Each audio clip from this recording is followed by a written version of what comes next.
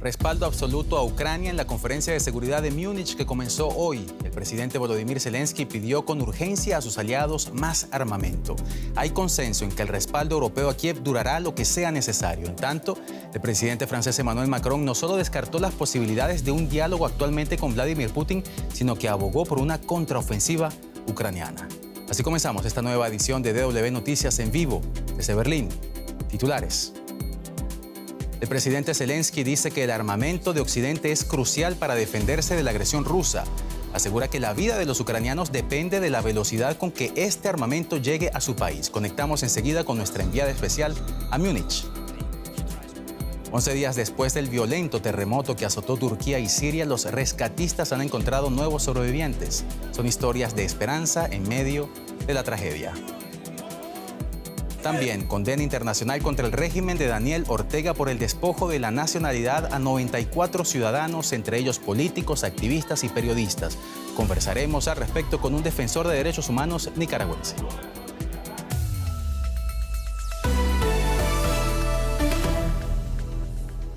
Soy Johan Ramírez, bienvenidos al programa. En Alemania comenzó hoy la conferencia de seguridad de Múnich, considerada la cumbre de defensa más importante del año.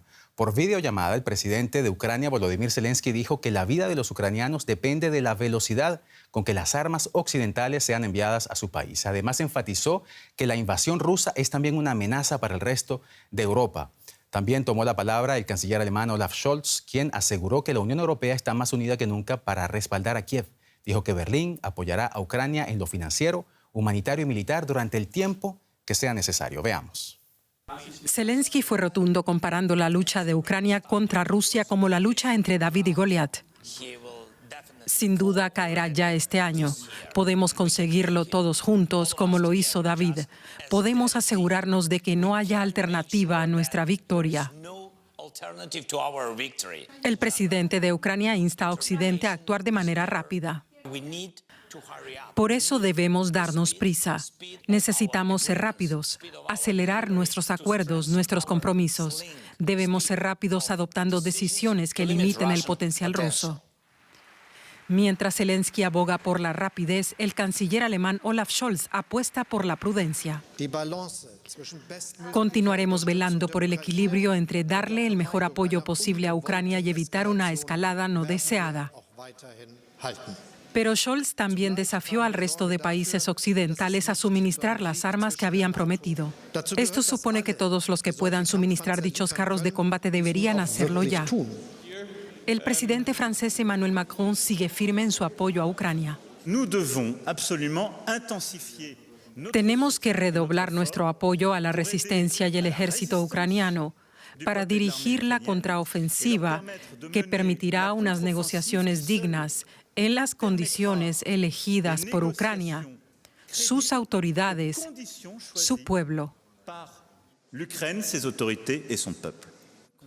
Con la apertura de la conferencia, los aliados occidentales comenzaron a debatir entre bambalinas los próximos pasos para reforzar a Ucrania en la guerra con Rusia.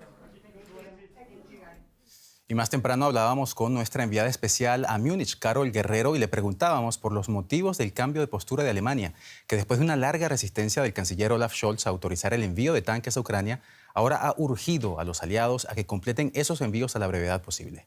Esto fue lo que nos dijo. Pues Johan, creo que esto se puede explicar de tres formas. La primera, recordemos que la reticencia de Alemania a enviar estos tanques Leopard 2 es que no quería hacerlo en solitario. Una vez Estados Unidos confirmó que iba a enviar tanques Abrams M1, Alemania tomó la decisión de hacer lo propio con los Leopard 2.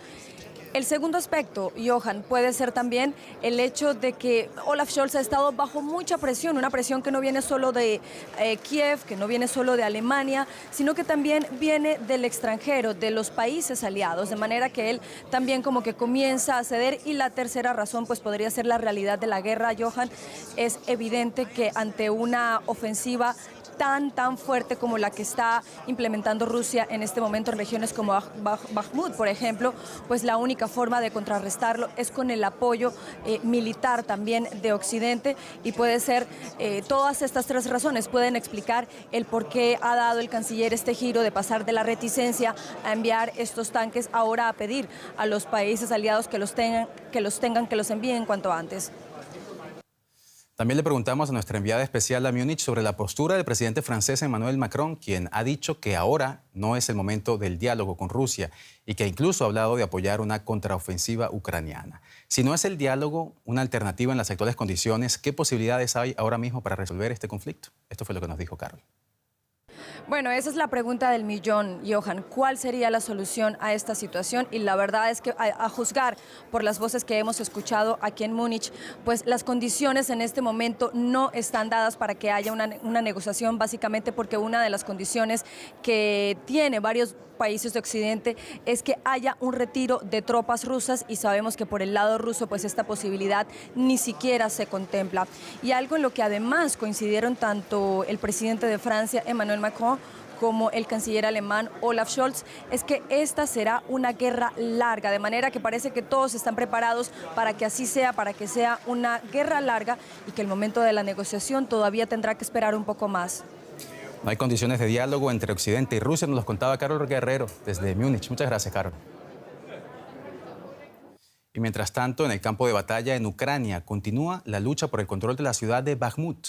Kiev ha ordenado la evacuación de los últimos habitantes de ese bastión, donde actualmente tienen lugar los combates más intensos de la guerra. Se trata de unas 6.000 personas en una ciudad que antes de la guerra tenía unos 70.000 habitantes. Por su parte, Yevgeny Prigozhin, jefe del grupo paramilitar ruso Wagner, afirma que sus mercenarios tomaron este viernes control de la localidad Parashkokiva, localidad al norte de Bakhmut. Bakhmut es asediada desde hace 6 meses por las fuerzas rusas. La ciudad es considerada la llave para acceder a Sloviansk y Kramatorsk, las mayores ciudades de la región controladas por las fuerzas de Kiev. Y cambiamos de tema. Transcurridos 11 días del fuerte terremoto que asoló Turquía y Siria, el balance de víctimas supera ya los 45.000 muertos.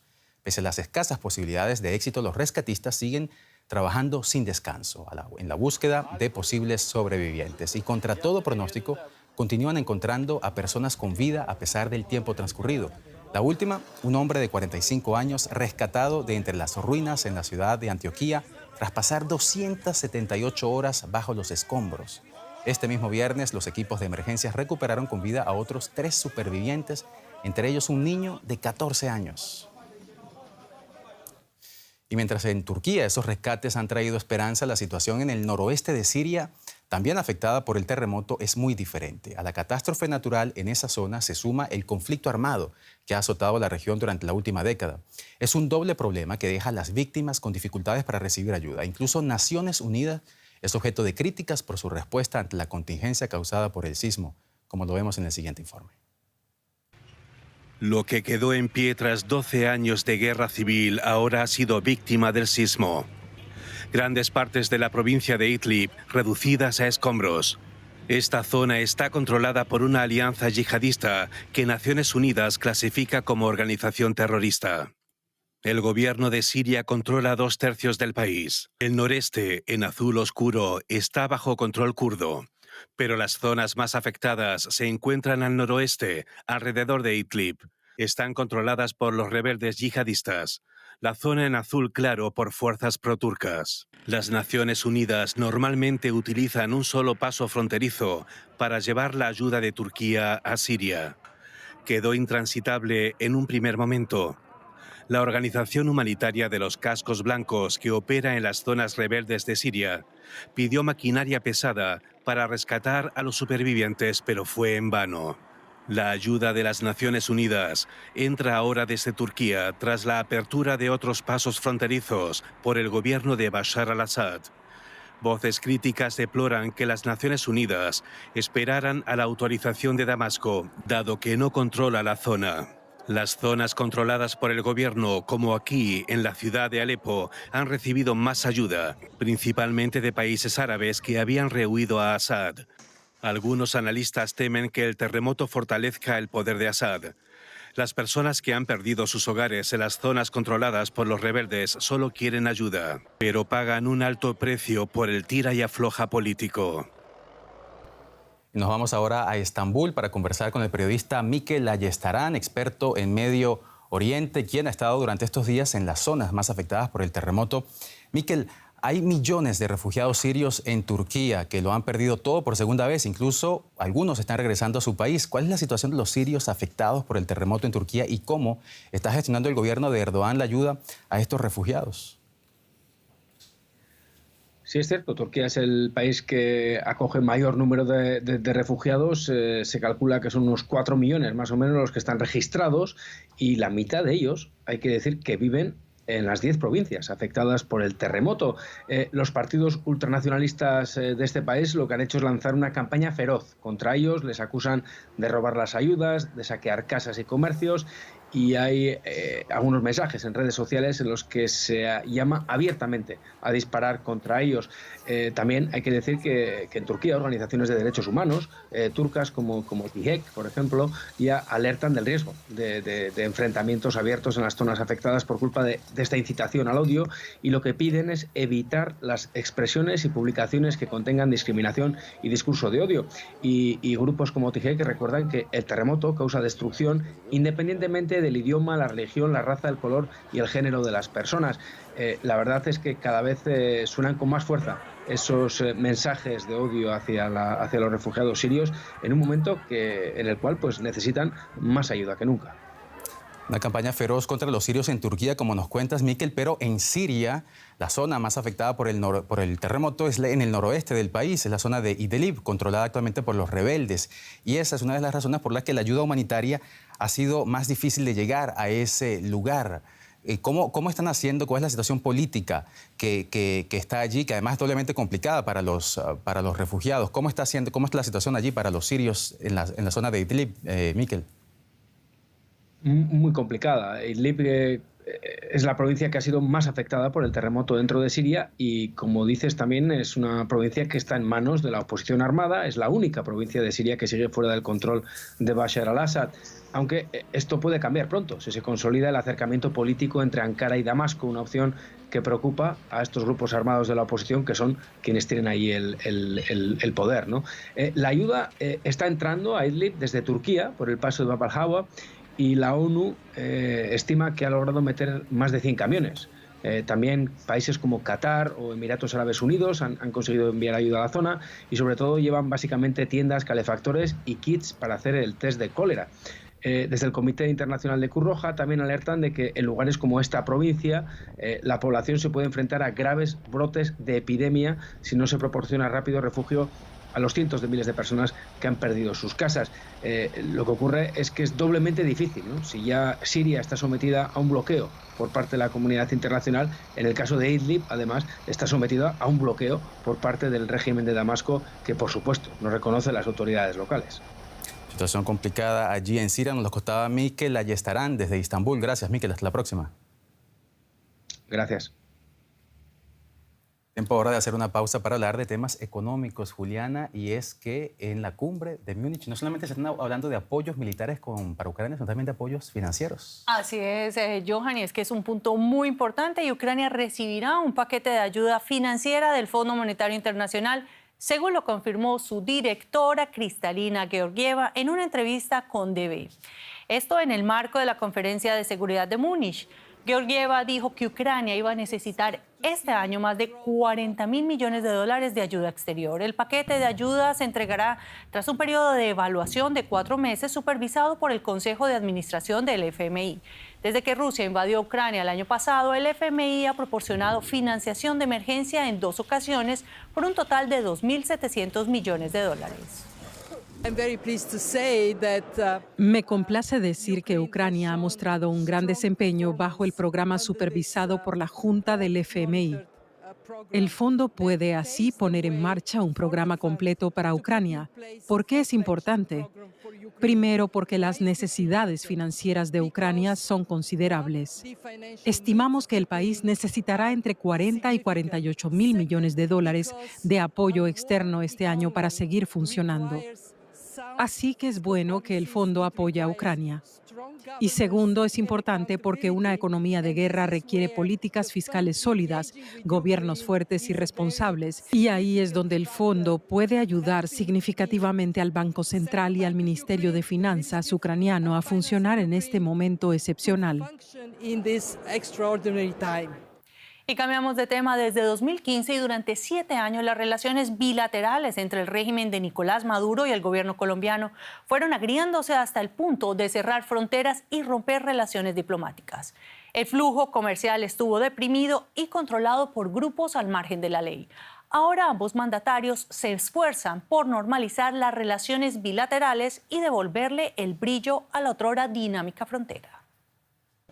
El presidente de Venezuela, Nicolás Maduro, cruza el puente fronterizo para dar la bienvenida al presidente colombiano Gustavo Petro. El acuerdo que firmarán ambos mandatarios pretende impulsar el comercio entre ambos países vecinos. Hemos firmado un acuerdo comercial. Hay que llenar estos puentes de comercio. Quitar las barreras que puedan haber hacia ese comercio colombiano y venezolano. La firma de este acuerdo comercial que actualiza todo lo que tiene que ver con los aranceles, que actualiza todo lo que tiene que ver con los productos a intercambiar, las prioridades, echa las bases hacia una nueva dinámica de expansión del comercio entre Colombia y Venezuela. La frontera, que recorre 2.000 kilómetros, ha estado cerrada durante años por enfrentamientos políticos. El pasado verano reabrió. Colombia espera poder vender más mercancías a Venezuela al compás de la recuperación económica del país vecino. El objetivo es alcanzar hasta 2026 un volumen de 450.000 millones de dólares. Una pequeña parte del volumen de comercio previo a los desencuentros entre ambos países. Así que queda mucho por recuperar. Y para analizar este descongelamiento bilateral, hemos invitado a nuestro programa de hoy al investigador y politólogo Ronald Rodríguez del Observatorio de Venezuela de la Universidad del Rosario en Bogotá. Un gusto saludarlo, señor Rodríguez. Gracias por la invitación. Llevamos 5 meses con una reapertura gradual de pasos fronterizos. ¿Cuál es el balance de esta reactivación económica? ¿Ha llenado las expectativas? Es un proceso difícil de recuperar. Recordemos que Colombia y Venezuela vienen de una dinámica en la cual se rompieron relaciones diplomáticas, consulares, todos los canales de negociación, pero particularmente se rompió todas las dinámicas de vida conjunta que tienen las poblaciones al lado y lado de la frontera, particularmente entre el Estado venezolano del Táchira y el departamento colombiano de norte de Santander. En esta área viven aproximadamente 3 millones de personas y durante los últimos años han sido supeditadas a una ruptura, a un cierre de los pasos formales, pero eso no quiere decir que se rompiera o digamos se bloqueara completamente la frontera, porque lamentablemente por las trochas terminó pasando la mayoría de la población y se vio fuertemente vulnerada. Ahora se está empezando a reabrir la frontera. Hasta el momento que tenemos, hay la posibilidad para que vehículos colombianos, taxis particularmente, lleven ciudadanos colombianos a territorio venezolano y se regresen vacíos, y taxis venezolanos lleven pasajeros venezolanos a territorio colombiano y se regresen vacíos. Pero en términos concretos estamos hablando de que una carrera de estos taxis puede llegar a estar costando entre 60 y 80 euros y obviamente no toda la población tiene acceso para ello. El transporte público no se ha normalizado, el transporte de vehículos tiene problemas porque las autoridades colombianas exigen una serie de elementos como un seguro, una revisión técnico-mecánica, y de hecho no todos los vehículos venezolanos pueden transitar en Colombia porque ya están demasiado viejos. Señor Rodríguez, lo mencionaba usted hace un momento, durante 7 años los grupos delincuenciales han regentado el contrabando, el paso de las trochas, esos pasos informales. ¿Qué tan fácil resulta quitarles ahora ese poder? Lamentablemente es muy difícil porque hay un ecosistema de criminalidad que se ha creado en el área en el que convergen todos los grandes delitos internacionales, el contrabando, el tráfico de armas, el narcotráfico. Tristemente ha crecido la trata de personas, el tráfico de migrantes.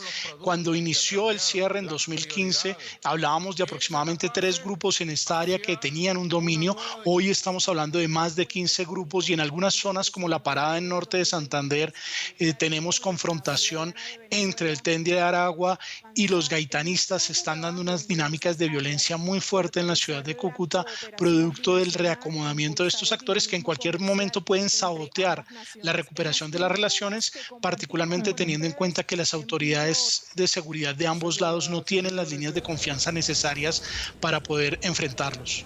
Un proceso en construcción, como vemos, con muchas dificultades. Gracias, señor Ronald Rodríguez, investigador del Observatorio de Venezuela, por estos análisis. Gracias por la invitación. Y nos vamos ahora de Venezuela a Nicaragua con Johan. Así es, Juliana, nos vamos a Nicaragua y es que Amnistía Internacional hizo un llamado a redoblar los esfuerzos ante los abusos del gobierno nicaragüense contra la disidencia de ese país. El pedido llega después de que el régimen de Daniel Ortega retiró la nacionalidad a decenas de críticos, una medida que fue rechazada por Naciones Unidas, la Unión Europea y Estados Unidos. Entre los 94 opositores figuran los escritores Sergio Ramírez y Yoconda Belli, así como el obispo auxiliar de Managua, Silvio Báez, y la destacada activista de derechos humanos, Vilma Núñez. Además, se les acusa de delitos contra el gobierno y han sido declarados prófugos de la justicia. En total son ya 317 los nicaragüenses a quienes Ortega ha despojado de su nacionalidad después de que la semana pasada fueran expulsados 222 críticos del régimen a Estados Unidos. Y para analizar este tema, nos vamos ahora a San José de Costa Rica para conversar con el señor Amaru Ruiz, defensor de derechos humanos y él también exiliado nicaragüense. Señor Ruiz, gracias por atendernos.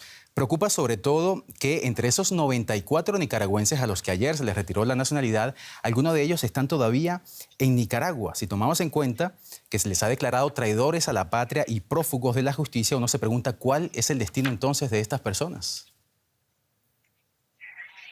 En principio, esta medida es una aberración jurídica de quitarle la nacionalidad a 94 nicaragüenses, incluyéndome.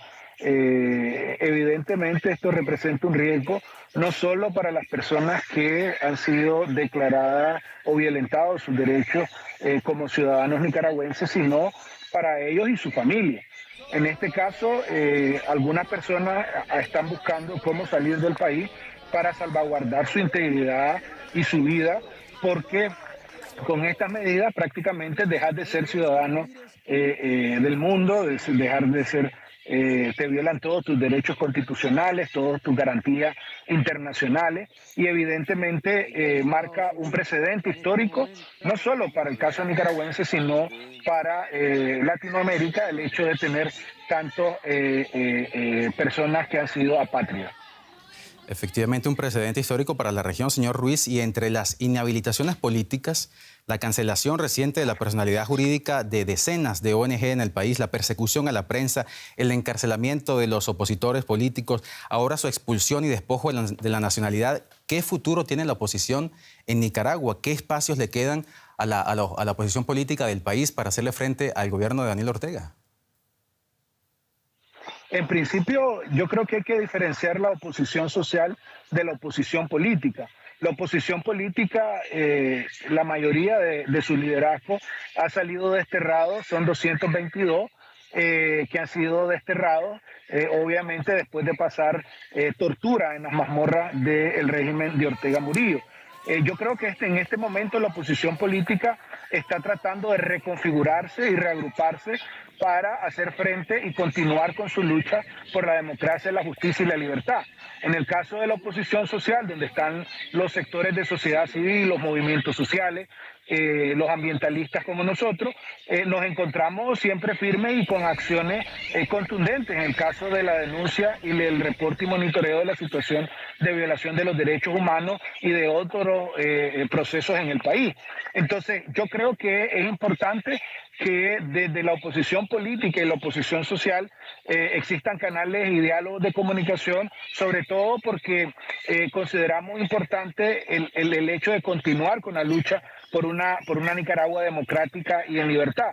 Y para eso precisamente se están armando actualmente, bajo esta coyuntura, varios mecanismos de comunicación en los cuales estamos dando seguimiento, precisamente para continuar con la lucha, porque muchas de estas personas que salieron de las mazmorras del régimen y las que nos han quitado la nacionalidad, vamos a continuar luchando por nuestro país. Nosotros somos y seguiremos siendo nicaragüenses. Y eso es algo que no nos va a quitar ninguna dictadura, ni menos la dictadura de Ortega Murillo.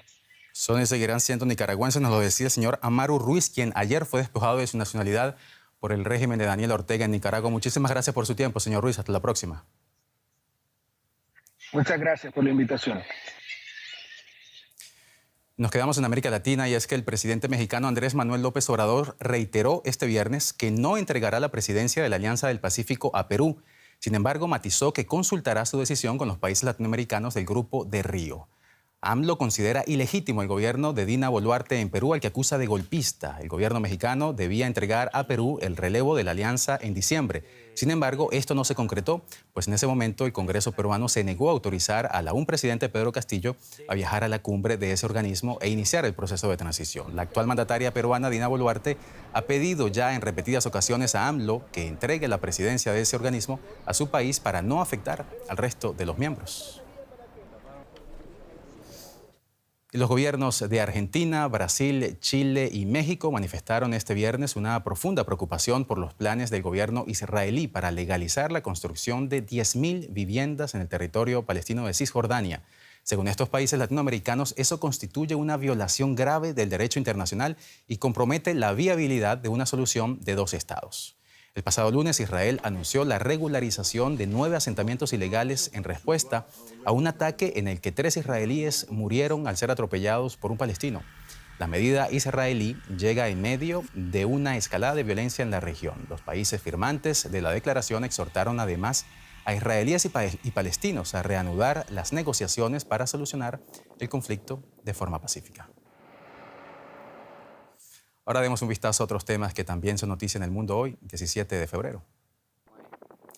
Estados Unidos ha terminado de recuperar los restos del globo derribado hace algunos días frente a la costa del estado de Carolina del Sur. Las autoridades han afirmado que tras los análisis que se han hecho hasta ahora se puede confirmar que efectivamente se trataba de un globo chino espía.